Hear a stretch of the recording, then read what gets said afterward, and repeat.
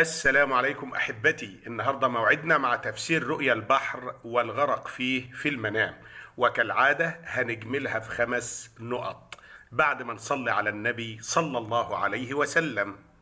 أولا، إذا رأى الشخص البحر في المنام وكان مطمئنا في الرؤيا فيدل ذلك على أن يصل الشخص لتحقيق كل ما يتمناه.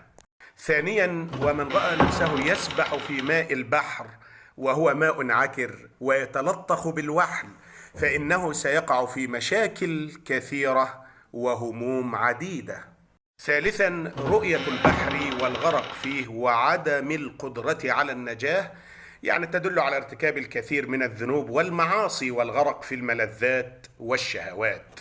لذلك عند مشاهدة هذه الرؤيا وجب عليك مراجعة كافة الأمور التي تقوم بها في حياتك. رابعا، ومن رأى نفسه يغتسل من ماء البحر أو يتوضأ منه فإن الله سيفرج عنه همه أو ينجو من أمر كان يخشاه، أو إن كان سجينا فإن الله سيفرج عنه سجنه بإذن الله.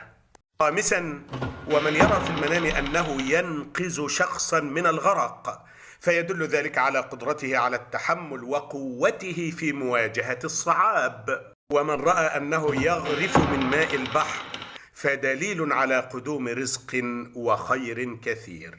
بكرة إن شاء الله حلقة جديدة من تفسير ابن سيرين للأحلام. أخوكم جمال الدقناوي.